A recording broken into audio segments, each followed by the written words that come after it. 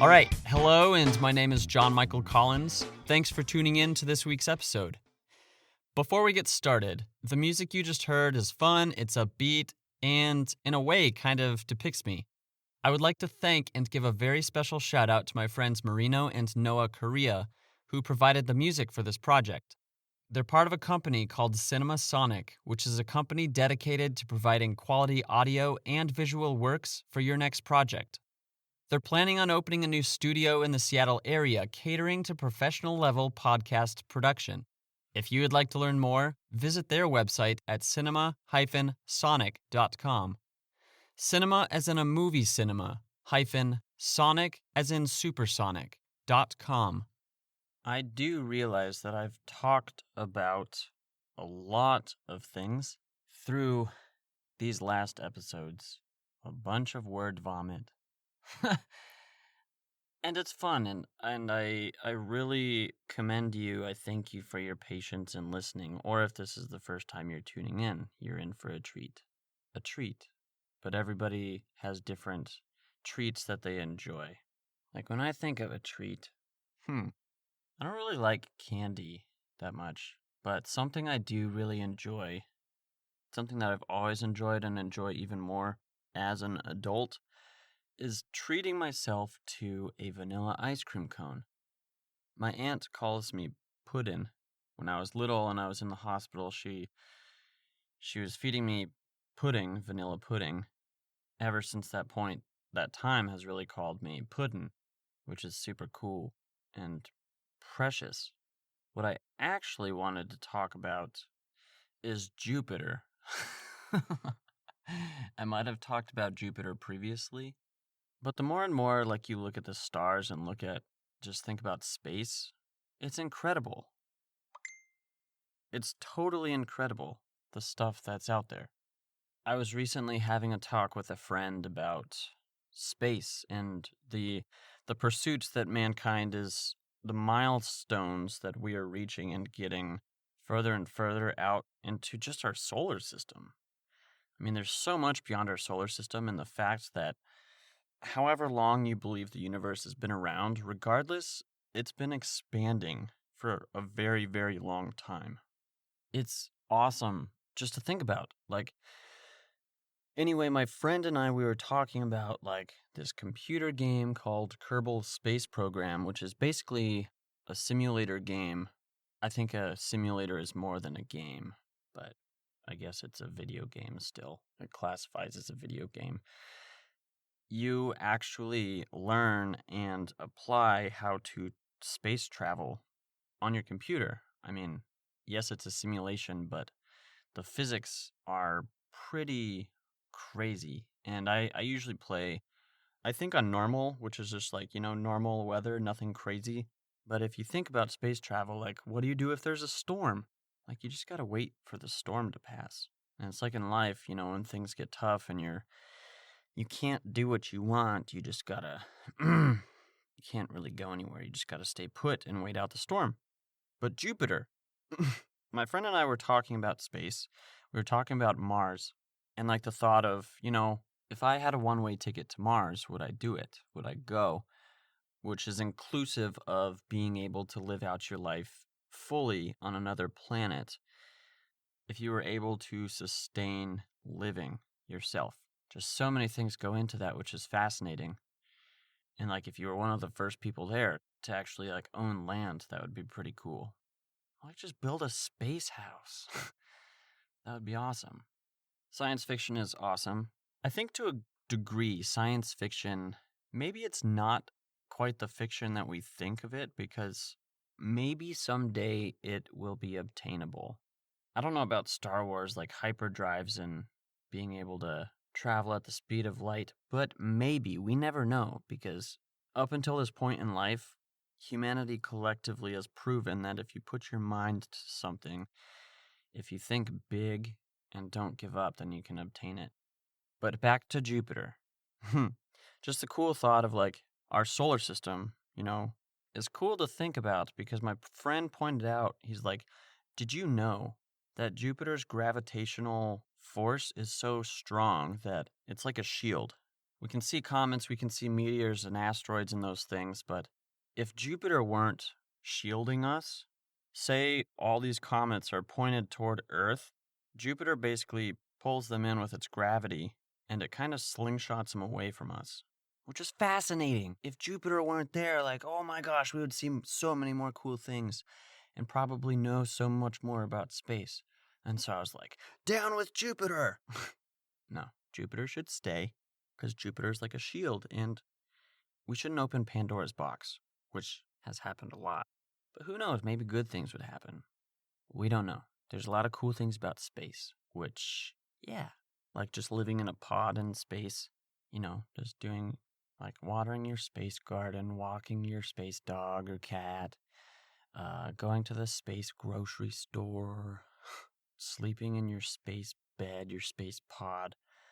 Speaking of pod, if you are just joining, this podcast is a personal and therapeutic tool that I call a vocal diary. It's a space for me to process thoughts, explore stories, and just post them for anybody who might be interested, hopefully inspiring someone.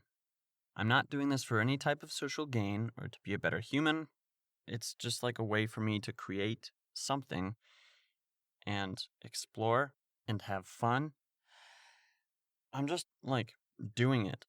And episodes 1 and 2 talk about who I am, other than all the other episodes, which are just stories, which add on to that foundation of episodes 1 and 2, which is fun to explore if you feel like listening. Thank you for listening, by the way, and giving me a chance to talk to you. I guess have a one-way conversation with you, and I hope you like it. A quick disclosure that going on tangents may or may not be involved. This show is conversationally true to how I speak. So, tangents. I've gone on many, many different tangents. Planets, tangents, gravity, yeah. So here we go. To when you beat yourself up for failing. Failure stinks. Every day, say you have something that you want to do. Like for me, it's waking up earlier than later. It has taken so much effort this year for me to not beat myself up for waking up a little later than I want to when I'm able to. So like something as simple as that, maybe that's super complex. Like I would wake up and I would look at the clock and I'd be like, well, this day is gone. No. That's just the wrong mentality. You need to give yourself more grace. If you don't, like say you miss an appointment. I had a blood donation scheduled. I completely forgot about it. I've said this before, 10 episodes ago, that donating blood, like as much as I did it in the past and loved and found joy doing it, since I've lived in Seattle, it's been like this impossible thing to do. And it's frustrating. But I had an appointment scheduled and I missed it. And I beat myself up and gave myself a bruise. No, I didn't actually physically beat myself up, but mentally it's just like, it happens. Give yourself grace. Things like that happen. There are just so many different examples of beating yourself up. I've definitely gotten way better at not beating myself up for waking up later. But not every day. It happens sometimes. It definitely happens sometimes. And, okay, say you're taking a test in school and you thought that you knew everything super well and you did your best on the test. And then say you got a D or an F. I had this class in college where basically the professor never changed the test, so everybody had the answers. Usually professors, change things around, but this professor used the same test for every class for every year for I don't know how many years. So most of the class used the test because they knew what was coming. This is one of the times that I, was super truthful about taking a test. I was like, actually, you know what? I'm going to just try to do this without using that. I was one of the very few people in that class that got I think I got a 13%. I'm like, what? But I graduated college with a 3.32 GPA, so that's in the past now. And I don't cheat on tests anymore. On the one hand, it's like, yes, I was truly honest, but then I failed, and test taking is frustrating. So, be truthful, be honest with things you do. I know it's hard and I know it's tempting to not want to do that, but it is rewarding, even though you might fail in the eyes of your professor. To win losing comes with shame. This kind of goes with that last one.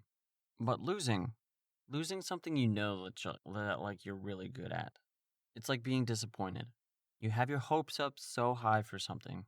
It's like you missed out, and then you're guilty, and then you beat yourself up. And 6th grade, there was this girl that I really liked.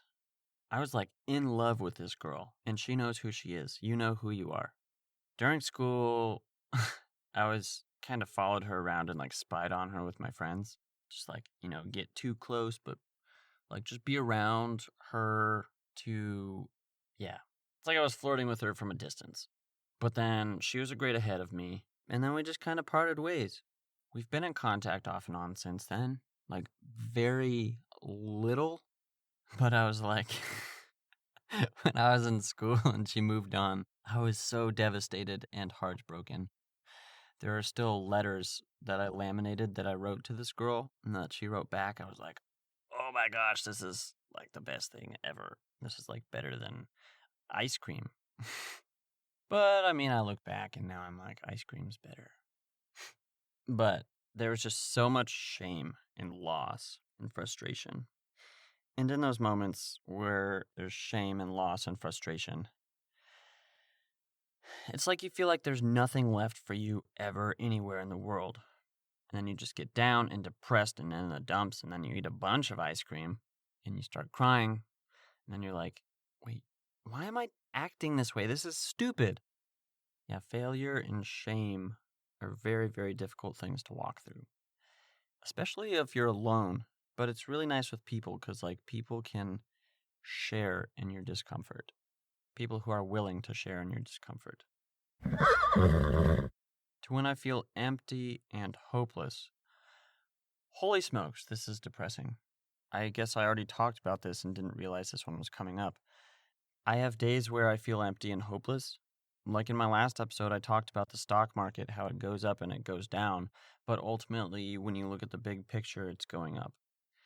There's a bunch of things like that in life that you need to get your head around to try to understand it.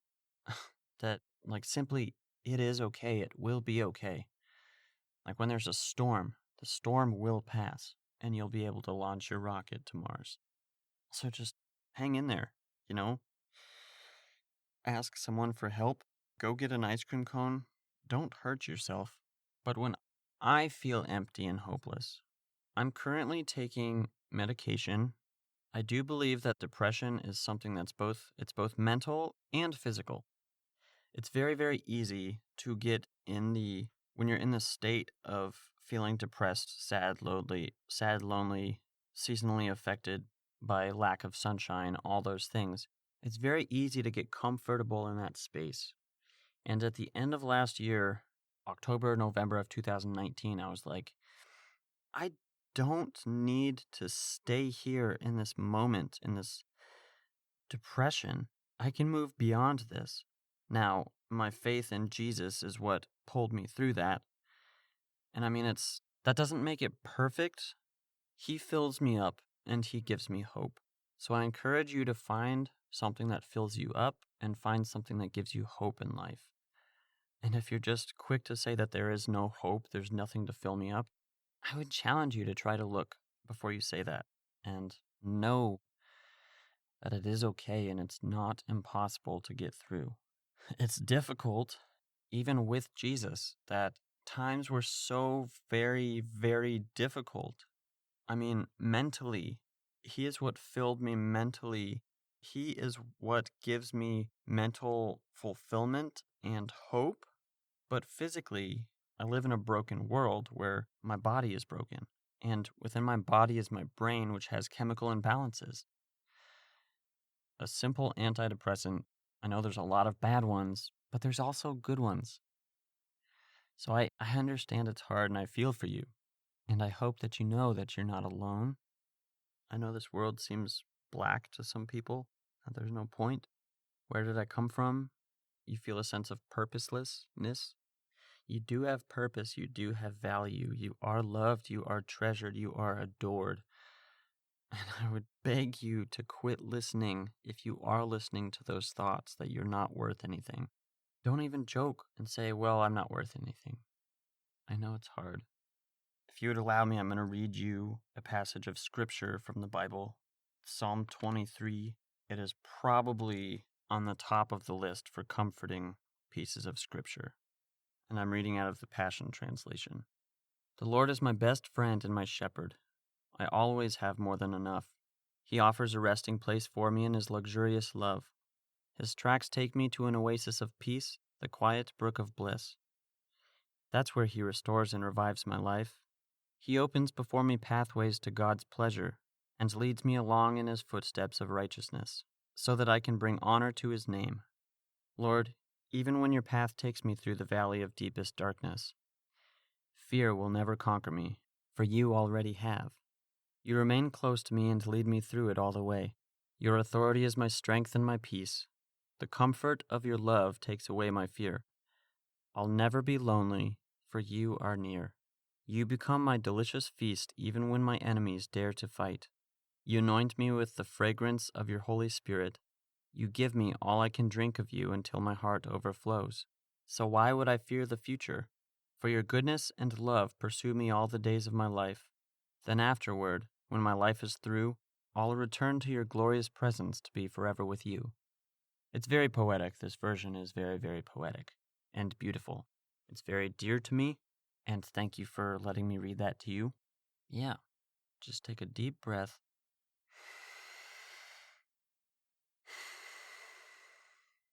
Give your body the oxygen it needs. Go outside, look up, look at the stars, try to find Jupiter. Jupiter's been very, very bright in the sky. Jupiter and Saturn, and in between is Pluto, which is cool, but you can't really see it. I recently discovered Saturn is twice the distance from Earth than Jupiter is, yet we can still see it, which is incredible. Jupiter's huge. So no wonder it deflects all the meteors, and its gravity is so big. But what's cool, a cool ending thought, Jupiter's mass is 1,000th of the Sun, which is incredible, and it's so big. You can see it, and it's a giant ball of gas. Like Pumbaa from The Lion King, he's like, Timon, ever wonder what those sparkly dots are up there? Timon says, Pumbaa, I don't wonder, I know. Oh, what are they? They're fireflies. Fireflies that, got stuck up on that big bluish black thing. Oh, gee. I always thought they were balls of gas burning billions of miles away. Pumbaa, with you everything's gas. So Pumbaa wasn't wrong, especially Jupiter when you can see it, it's so bright. A giant, giant ball of gas. Hydrogen, helium, methane, ammonia, hydrogen, deuteride, ethane, water, probably other stuff.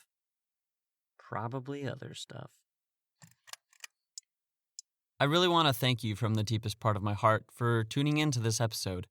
Please feel free to share this with your family and friends and anyone and everyone you know. And also, if you don't mind, head over to my website, which acts as my creative portfolio, johnmichaelcollins.com. I can hear an echo. Where's that echo coming from? I don't know where it's coming from. Ba la la la la la. Thanks for listening.